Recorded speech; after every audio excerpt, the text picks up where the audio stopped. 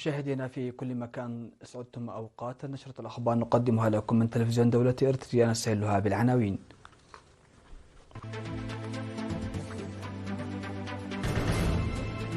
احياء الذكرى الخمسين لمجازر المستعمر الاثيوبي في اسمر وضواحيها. عقد سيمينارات تنويرية للمرأة في لوغو عنسبة.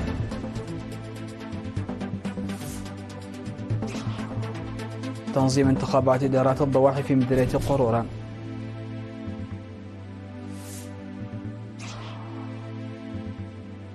حركة M23 تدخل مدينة بوكافو في الكونغو الديمقراطية. بريطانيا تفرض عقوبات ضد مسؤولين الروس بينهم نائب وزير الدفاع.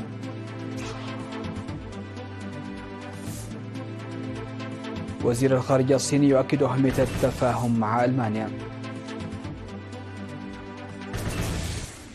أهلا بكم إلى تفاصيل النشرة. نظم اليوم السبت في ساحة الفاتح من سبتمبر برنامج فني بمناسبة الذكرى الخمسين للمجازر التي ارتكبتها الأنظمة الاستعمارية الإثيوبية في أسمر وضواحيها. وعكس البرنامج الذي صاحبه مسيرة للطلاب وسيارات الأجرة مجازر وجرائم الأنظمة الإثيوبية عامة ونظام الدرج خاصة عام 1975 في أسمر وضواحيها، وشهادات مجازر وكدبة ودرفو وعدن فاس.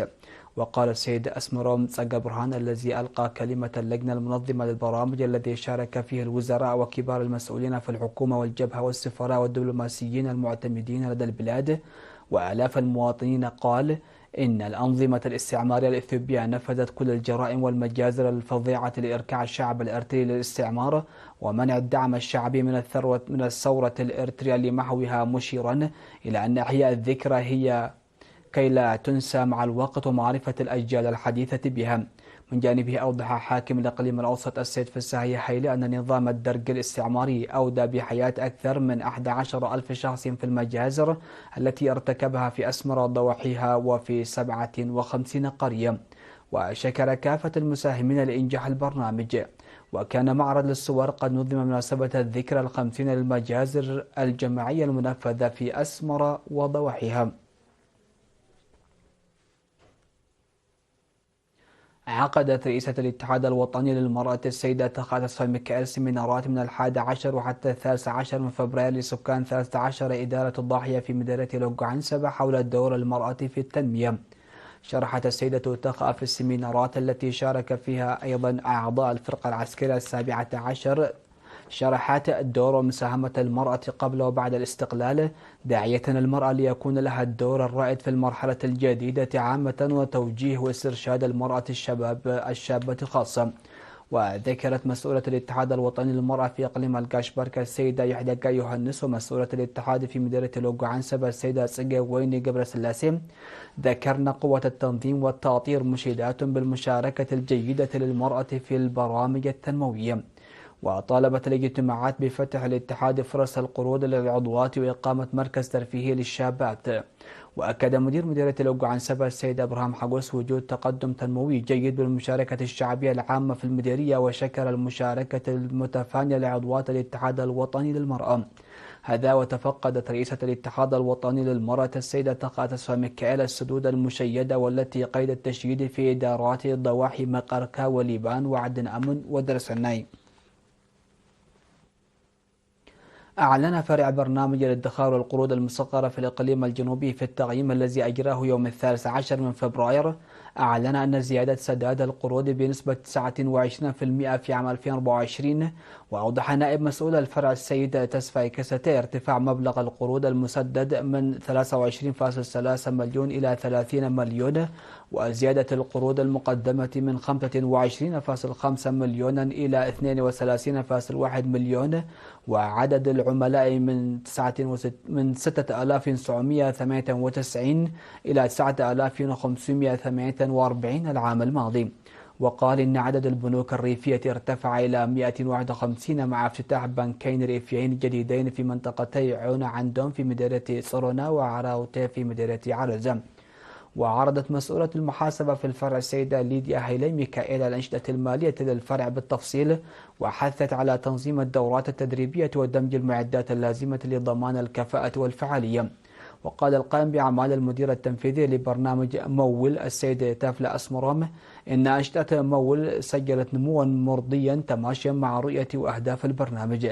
ودعا حاكم الإقليم الجنوبي السيد هبتاب تسفاسين محافظ المنطقة الجنوبية هبتاب تسفاسين البرنامج إلى مواصلة الجهود لرفع مستوى وعي المجتمع بالمفاهيم الاقتصادية وخيارات الاستثمار وإدارات الأعمال. تعمل مؤسسة مول تحت إشراف وزارة المالية والتنمية الوطنية، وهي مؤسسة مالية صغيرة توفر فرص القروض الفردية والجمعية للمواطنين الذين لا يستطيعون الاقتراض من البنوك بسبب نقص الضمانات.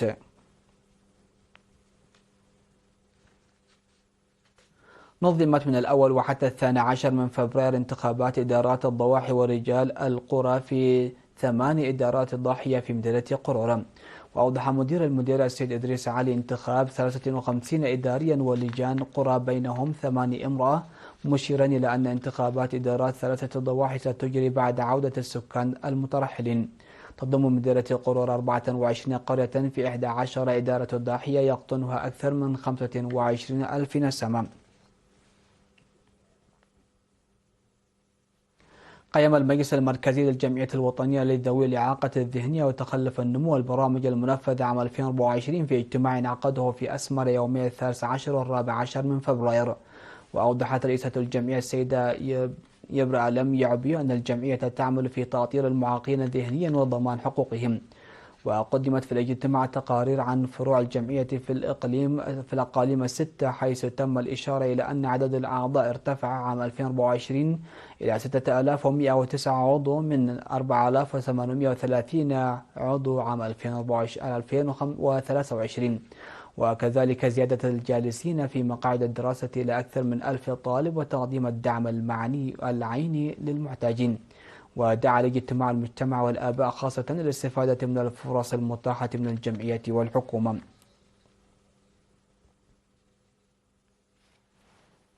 نظم الاتحاد الوطني لإرتدي كرة القدم سيمينارا حول الصحة وعلم النفس للمرأة الرياضية.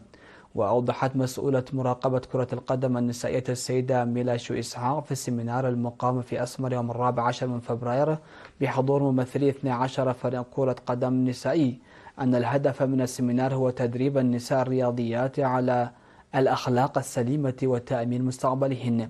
وفي المحاضرة المقدمة بعنوان الرياضة وعلم النفس تم تقديم النصائح المهنية للرياضيات بضرورة اتخاذ موقف إيجابي تجاه إدارة الوقت وحل المشكلات بشكل عام، وكذلك ممارسة التمارين الرياضية المناسبة واتباع نظام غذائي منتظم. بالإضافة إلى ذلك تم تقديم شروحات مستفيدة عن الصحة بشكل عام والأمراض المنقولة جنسيا وآثار الوشم بشكل خاص. وفي الختام قدم رئيس الاتحاد الوطني لإرتدي كرة القدم السيد باولوس ولد حيمانوت اقتراحات بناءة على المحاضرة المقدمة.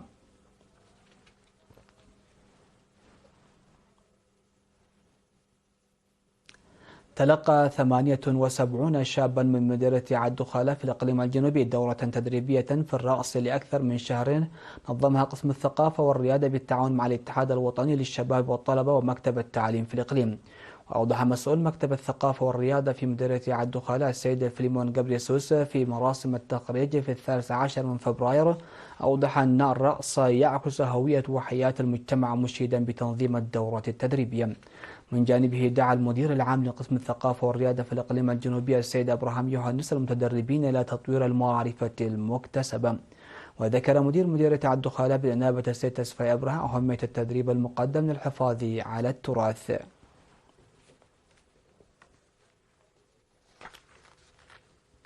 مشاهدينا فاصل ونعود لمتابعة الأخبار على الصعيد العالمي.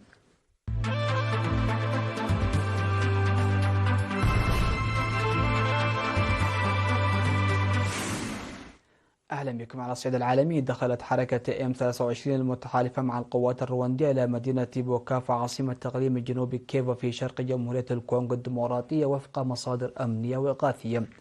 وهاجم الرئيس الكونغولي فيليكس الطموحات التوسعية لرواندا المجاورة في المنطقة الغنية بالمعادن، حيث تدعم قوات كيغال الجماعة المسلحة المناهضة للحكومة.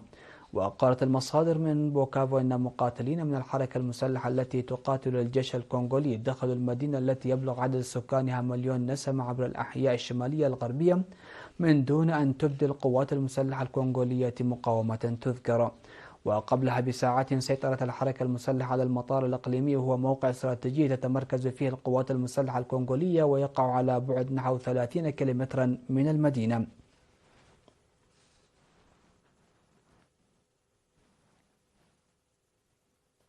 كشفت بريطانيا عن عقوبات ضد 4 مسؤولين روس وفرعين لشركة الطاقة النووية المدنية في روسيا في أحدث حملة ضد الكرملين. وفي إعلانه عن القيود، قال وزير الخارجية ديفيد لامي أن بلاده تريد مواصلة الضغط على الرئيس الروسي فلاديمير بوتين مع وجود نائب وزير الدفاع الروسي بافيل فرادكوف بين المستهدفين. وتأتي تصريحات الوزير البريطاني في أعقاب محادثات الرئيس الأمريكي دونالد ترامب ونظيره الروسي فلاديمير بوتين، فيما أعلن ترامب أنهما اتفقا على بدء المحادثات بشأن أوكرانيا قريبا.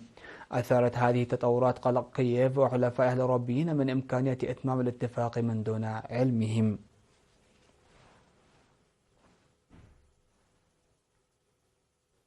التقى المستشار الألماني أولاف شولدز وزير الخارجية الصيني وانغ يي على هامش مؤتمر ميونخ الأمني السنوي الذي من المقرر أن يركز على الحرب في أوكرانيا.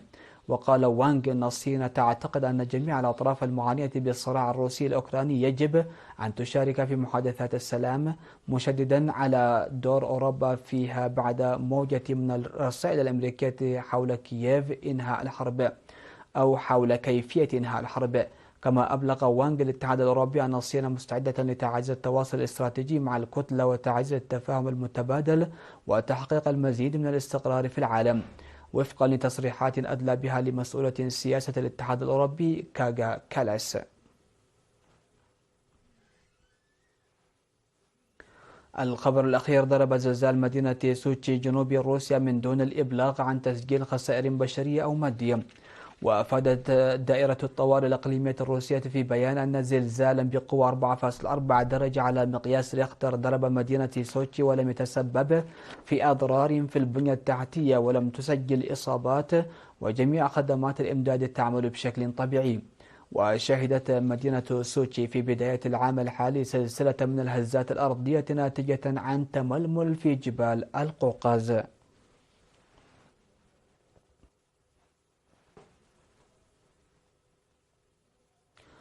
مشاهدينا الأكارم، نختم نشرة هذا المساء بتذكير أبرز أهم العناوين. إحياء الذكرى ال50 لمجازر المستعمر الإثيوبي في أسمر وضواحيها. عقد سيمينارات تنويرية للمرأة في لوغو عنسبة.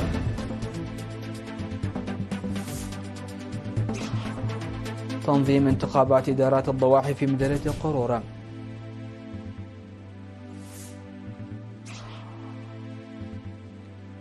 حركة M23 تدخل مدينة بوكافو في الكونغو الديمقراطية. بريطانيا تفرض عقوبات ضد مسؤولين الروس بينهم نائب وزير الدفاع. وزير الخارجية الصيني يؤكد أهمية التفاهم مع ألمانيا.